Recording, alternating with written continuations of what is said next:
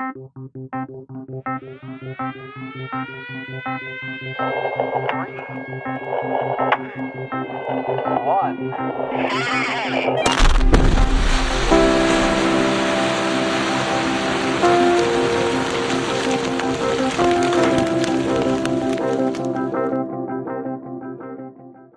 this is the Blast Report podcast on all things blasting. My name is Evan Thibaud with 𝗧𝗵𝗲 𝗕𝗹𝘀𝘁, and I want to thank all the drill and blast teams along with those supporting them who are out there on the pattern. The production team at Blast Think and I would like to welcome you to today's episode of the Blast Report podcast. This episode of the Blast Report podcast is brought to you by 𝗧𝗵, the Federation of European Explosives Manufacturers. For 5 decades, 𝗧𝗵 has represented Europe's civil explosives manufacturing industry, working closely with regulatory bodies, legislative institutions, and industry stakeholders to promote safety standards and responsible practices. In 2025, 𝗧𝗵 celebrates 50 years of commitment to representing the interests of its members, fostering technical excellence, and ensuring industry expertise is heard where it matters the most. As the leading expert on European policymaking on explosives, 𝗧𝗵 bridges the gap between the industry and the regulation through dialogue and knowledge sharing. Learn more and discover how to become a member at their website, www.feem-europe.net. All right, everyone, we've got Bill Youngs here. Thank you for agreeing to come back on the show, Bill.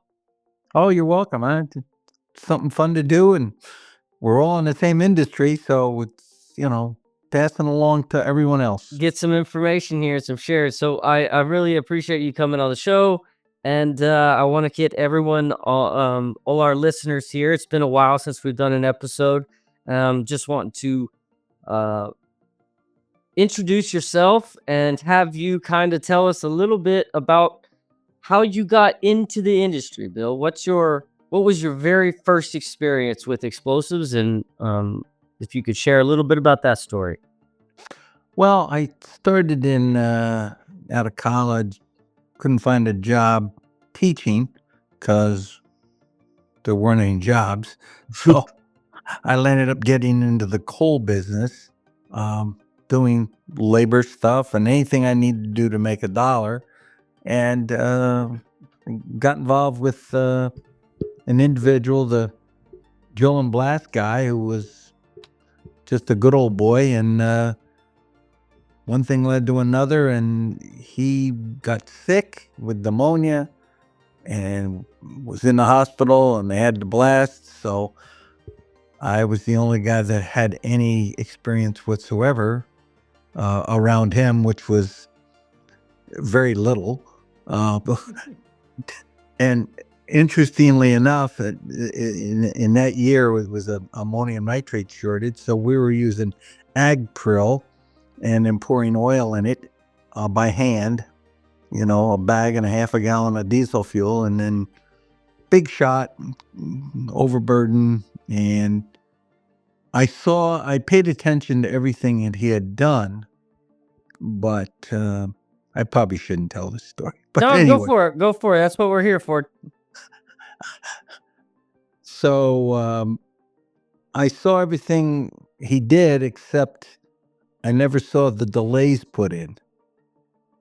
It was all cord, and I didn't know. I just was naive. And we shot with cap and fuse, so hooked up and put a 20-minute fuse on, 3 feet, 2 minutes, so measured it and did all that proper stuff, but I never saw the delays hooked up, and it all went off at once. Ooh. And oof. That's a good way of putting it. Oof. But, in retrospect, it was a great experience for me because I had an interest now, and the guy from the company that provided the explosives was surprised that, nobody got hurt. And he gave me a DuPont handbook and some data sheets, and that was step one. That's where it started. Yeah. And then, it didn't scare you away. That's a good thing. I'm difficult to scare. There's only two things in life that scare me, and that's lightning and ignorant people. So, because I Well, can't control either one of them. right? Well, okay, so that was a nice introduction to how you got your first hands on some explosives, and you learned the hard way, real quick, that there's some delays that need be needed. But you did just mention a little bit about ag-pril. Now, I think a lot of people in our industry have had some experience in ag-pril. Do you want to give us a little bit of knowledge about the difference between your industrial prill and your ag prill and how that can affect your shots? Or if you don't have to if you don't want to go into that, but No, it's a I nice understand. subject. I think we don't really talk about that much on this podcast. Well, it's obviously the porosity. I mean, if the industrial prill absorbs the oil and the ag prill it doesn't, and you're just burning that oil off, and the whole effect of the combination, with the fuel, it's just ineffective. I thought every blast was supposed to have all this yellow smoke. I thought that was a good thing. I'd never seen one without it. So, you assume that everything's good. Yeah, if it But went off, if it went orange. yeah, we went off, went orange. That was a good one. You know, so then I went to work for at the time Hercules distributor, and I got a job with them, and I learned that 6% by weight fuel oil to ammonium nitrate pre-mixed called ANFO, and there was no yellow smoke. So it's kind of interesting. But there are places in not too far away from us that use AgPril and use that process to this day. I was using it not that long ago in Western Canada. Just part of the contract. They were just using so much they didn't want to deal with industrial prill, and they had a contract for ag prill, and that was part of the process. So we had to make it work as much as possible, and it was I'd say a nightmare, but I mean it was trying to make the best out of what we could do. And you could see that the fuel oil would percolate through to the bottom. I mean, you're right about the absorption, which it does not absorb that fuel the same way, and it would start to slowly seep to the bottom depending on the sleep time. And if you're in a large open pit mine, sleep time is something that's very much a detrimental factor to whether or not post-blast fumes or things like that. But when you're in construction blasting, then that's not, you don't even talk about sleep time, because you load that day and shoot that day. You're not letting it sit for a week or two or even longer on some of those shots. But so you started out just straight up mixing AgPril and fuel. You weren't even getting bagged ANFO. You weren't getting any of that. You just had detonators and you were using det core down the hole. Yes. Yeah. Wow. Yeah, with a cast booster. Cast, yeah, TNT cast booster, pure TNT. Yeah, and we it jumped back and forth. Sometimes if there weren't enough cast boosters, they'd send dynamite. Yep, and then lace it through the stick and drop it down, and then the surface delays were the loys, which I never saw, but that's. I understood shortly thereafter, I can tell you. But so is that when you started, when you kind of got hooked, like that shot right there? You were like, well, I got to do better than that, and you decided to stay in the business because you got the book now, the DuPont manual, or what made you kind of, not say, well, I'm done with that shit. I'm going back to making money. Well, I was an athletic. I was a PE major and a health major. I had a double major, but I'm very competitive, and I don't like to fail. And when I have failure, I try to overcome it by learning about what I did wrong. Whatever it happens to be. And one thing led to another, and it just came easy to me. It was like, I get it. I get this stuff, and it was like abracadabra, and then I went. We were shooting quarry and construction with this distributor. So it was all at the time. I mean, I'm talking, early 70s. We're talking, all electric caps. So I went from cord and cap and fuse to electric caps, and then on to, I became quite the sequential expert, so I hate to use the word expert, but I was very proficient with the sequential blasting stuff. So that took place in a matter of 5 or 6 years, and it was like, okay, this is fun, so. And is there so once you had the competitive part of you bring yourself into the industry, and you started to move from safety fuse and det cord, what was that like, going from safety fuse and det cord to sequential timers? I mean, now the industry is always pushing a new type of technology, but that was the industry standard there, and now you got to start adding even more math, counting your ohms. Do you have any memories and stories about that? Yeah, it was very interesting. I mean, it wasn't difficult for me. I just thought it made sense, because when I understood that I could measure each hole and each series and the entire blast, and it gave me a comfort level that everything was hooked up. That was a comfort level that I never thought about with cord, because you just assumed, and you get 6, 8 guys in a shot, and all of a sudden, somebody's tripping, and people are tying knots, and you're not tying every knot, and is it hooked up right? Is the cord laying over cord? Are we gonna have a cutoff? And that happened.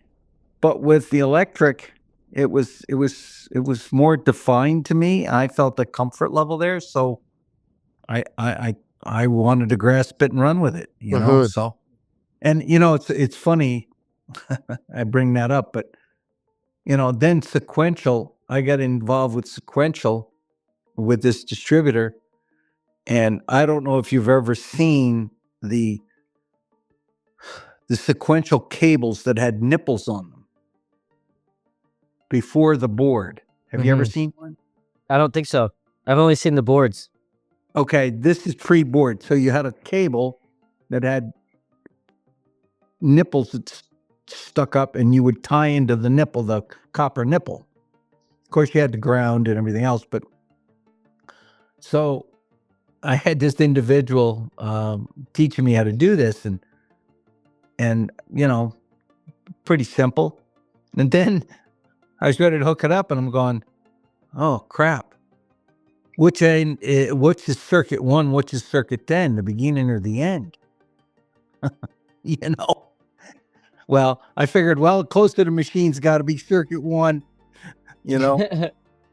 and just took a guess, and it all worked out. And then, then we went to, we only had limited programmable. We didn't have programmable timers. It was 17, 33, 42, 67, and that was it. You turned a dial and you picked your deal, and but I became really creative with it, stepping out of the box, and people told me I was crazy, and I said, well, why can't we do that?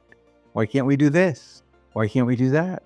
And then Dick Walker at REO came up with the programmable timers, which really made things easy.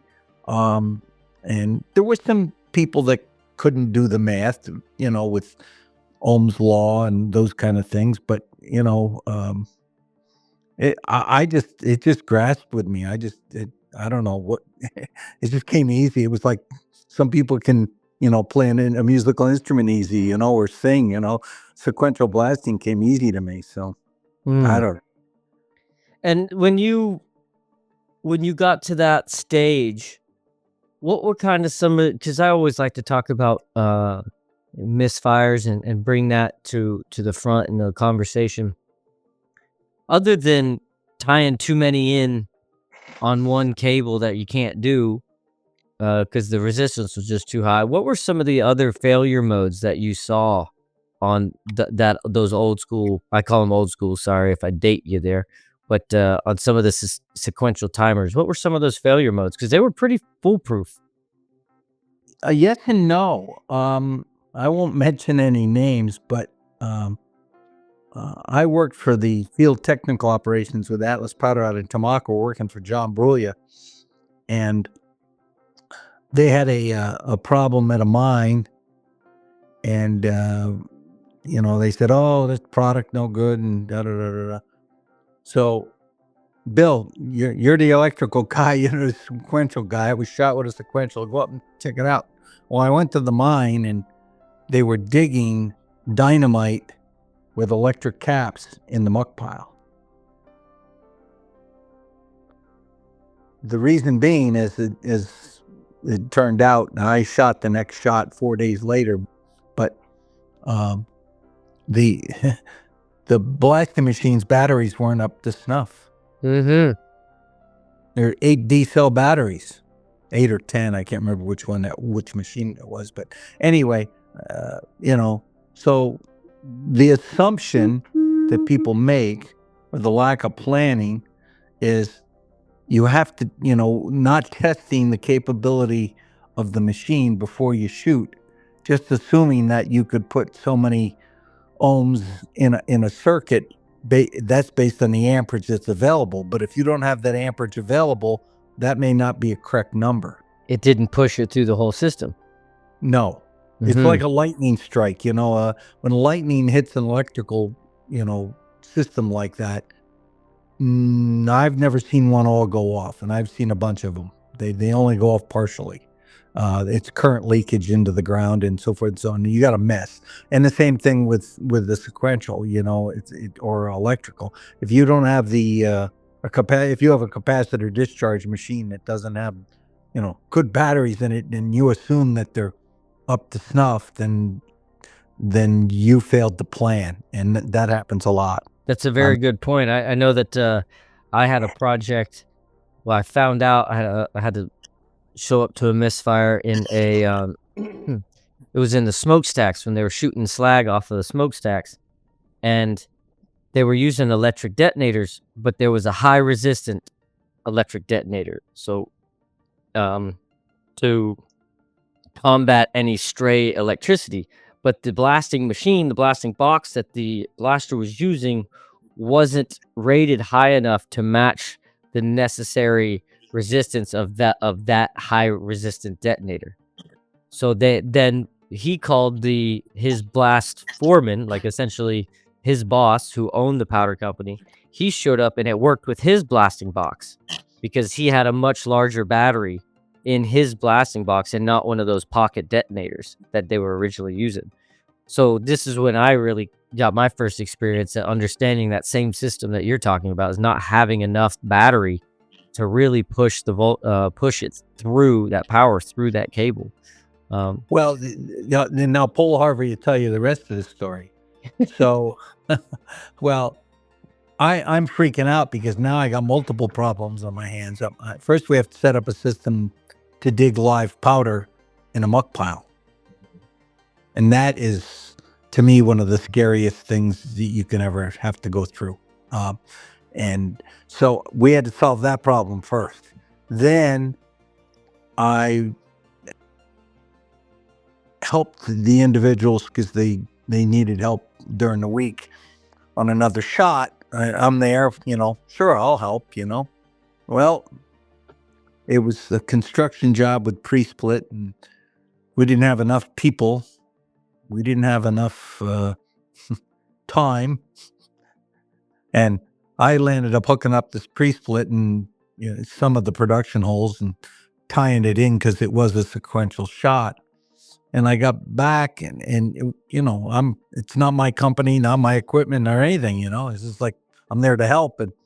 And if you've been in that circumstance, I learned a valuable lesson that day, but in the fact that I'm pressing the charge button and the light's not coming on.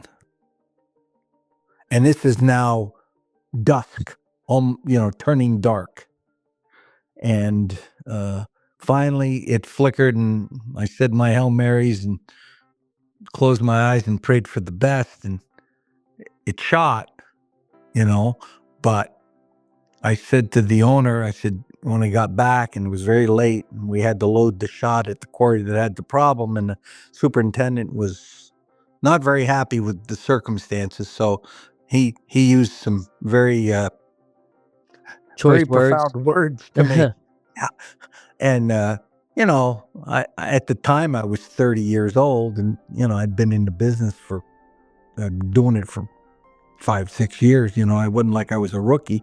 Anyway, I told the owner to get some batteries, and so he did. And I took the batteries out of the back of the box, got my utility knife, and took the batteries out and threw them into the woods. Back then that's what you did. And I checked the machine and I had nothing. I put the batteries on a multimeter and they were all dead. They'd been on a shelf for at least 10 or 15 years. They were new, but they were old. But they were old. So what do you do? Car battery? No, not with a sequential. I mean, You'll fry it? I went back into the woods and put the old batteries in. So a lot of Hail Marys and Our Fathers, and please God help me, I didn't do anything bad here. Help me out in this one. And I'll shot, and it came out absolutely gorgeous. And in fact, the superintendent said, "Why don't you go to work for these guys?" And I said, no. So I'm driving. I had about a 2.5-hour ride back to where I was living. And you know what happens when after you shoot a shot? What's the first thing you do? You go into the woods and take care of business, and relief is a great thing, right? So I'm driving home and I'm stopping to get a sandwich, and God almighty, my arms were itching, my legs were itching, every part of my body, I'll leave it at that, was itching. I got home and my fiance, who I was marrying in a month, said, "Oh my God, what's all over you?" I had poison oak. You weren't even thinking about it. You went looking for the batteries. Yep. And the next day I was in the hospital.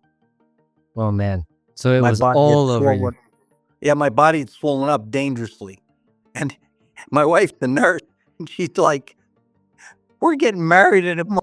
You know what I mean? It's like, what are you doing? Oh my God. So the consequences to lack of planning, and that's the bottom line. And I don't care what piece of equipment you're using. You can't assume anything about equipment that provides any sort of energy. You have to check that out for yourself to ensure it, And Dick Walker did a great job with his equipment for checking and so forth and so on. But people just became complacent, and I'm not buying, $100 tester and So things like that happen. The other thing that happened to me, and it happened multiple times, and I haven't talked to too many people it's happened to, but living in the Northeast, drizzly kind of day, and I got a guy back at the multimeter, and I'm hooking the sequential circuits into a box, the powder box, with slits in it. You lay the circuits down there, and a guy puts it on the multimeter, and so we know what our target ohms is. And he goes, Bill, this thing's going crazy. So I walked the next circuit back, and I looked at it, and in front of my eyes, the multimeter was going from like 40 to 80 to 100, and just kept climbing. And I'm going like, what's going on? So, I mean, at this particular quarry, we had to shoot by a certain time. And the owner said, "You got 15 minutes. And I said, "I can't shoot the shot because I'm not going to have enough juice." The recognition of the size of the resistance that I had on these circuits, it wouldn't shoot. So I had to sleep on the shot. The CEO of the big powder company that I worked for was in town and was not very happy that I wasn't at the meeting that night. But, I wasn't happy I was sleeping in my truck on top of a shot either. So we got a hold of the head electrical engineer working for the company. And he said, "Bill, you know what you got here, don't you?" I said, "I wish I knew." Acid rain. Really? Yeah, you could see the carbon on every connection. So what I had to do was I had to cut the connections. Of course, you didn't pull them tight, but I had to have guys with me, retying, splicing in clean wire the next day. How many holes do you think that shot was? Oh, that shot was at least, I want to say 60, 70 holes, maybe 80. Surface coal? Oh, no, quarry. Okay. Yeah. But that happened to me at least 2 more times. Acid rain. Wow. In the Northeast. Yep. That's just because of all the smelters that were around? And no, what was it? Our weather comes from the Ohio River Valley. Okay. Coal burning power plants. Cool. Wow. It happened to me at least 3 times, and it was like, "Bill, what's wrong with you? I mean, how come this happens to you?" I said, "I don't know," but so then 𝗧𝗵𝗲 had me do something I doubt that anyone has ever done before. Well, they ran these calculations in a computer, and we had a book the size of the New York City phone book. I don't have a copy of it anymore, but I used to have one, and it was all of the numbers that you could possibly get on a design. It was like 250, 300 pages of numbers. Like if you had 10s, 17s, 33s, 42s, 67s, what that would look like in holes from 1 to 50 or 1 to 8. And I'm the only person that's ever manually checked to make sure the calculations were right, because it was going to be a published thing. So you went through that whole book? Went through the whole book, every calculation. I guess that gets you out of the acid rain for a few months. Well, no, that was, it was a challenge to me again. I'm a challenge kind of guy. Don't tell me I can't do something, kind of thing. Yeah. That's just me, I'm just challenge me. And John did. And but then, I moved to Oregon and was working in Alaska and Hawaii and all over, and then the West and so forth. And before you started moving, what got you into with 𝗧𝗵𝗲? Because his name has been brought up a lot in the past here. What started that story and how you got connected with him? I was with the Hercules distributor, and he ran into some financial problems. You may have heard him in eastern Pennsylvania, and he got caught with his fingers in the ATF hole, and things were turned bad, and I got laid off. I mean, they shut it down, so I needed a job, and I had a headhunter, and I don't know if you've ever heard, but he just passed away, Don Hall. He used to be the vice president of Trojan Powder in the Allentown area, and he had a headhunter business, and my father worked with his next door neighbor, and he got me in touch with the guy, and he said, "Oh, I get you a job." And I interviewed with all the powder companies, but 𝗧𝗵𝗲 impressed me so much, and I went to work for Atlas Powder, and then John, I worked with him in field technical operations in Pennsylvania, there in Tamaqua, before I went west. And then they assigned me to the Mount St. Helens one off, and off I went to Great Pacific Northwest. So when you got to that step, you were ready to go. What's that saying? Go west, young man, or something like that. What was the real drive for you to go out west? You were going to be a manager out there, working sales, or you were still a technical guy and pushing WR or something like that? Yeah, well, that's another story. But it intrigued me when Mount St. Helens went off. They needed somebody that had both quarry and construction business, because the construction there was a lot of blasting for logging roads and that kind of thing, but also a lot of quarries. So there's very few people that can do both proficiently, and it was all electrical and sequential. So I fit the bill, and I was willing to travel. So I got married, and 2 weeks later drove across country to live in Oregon. She come with you? Oh yeah. Yeah, okay, Yeah. okay. I didn't know if you were gonna say you got married and then had to go do some solo business trips. No, you guys all moved out there. Yeah, no, we moved out there, and then I'm one of the few guys that's I don't know anymore, but I worked for a project with the USGS and went into the crater of Mount St. Helens. Wow. Yeah, but the Pacific Northwest was oriented to smaller diameter holes and construction, and so forth and so on. And Alaska was too, and then I did a lot of crazy stuff out there, and then I was in the first bulk group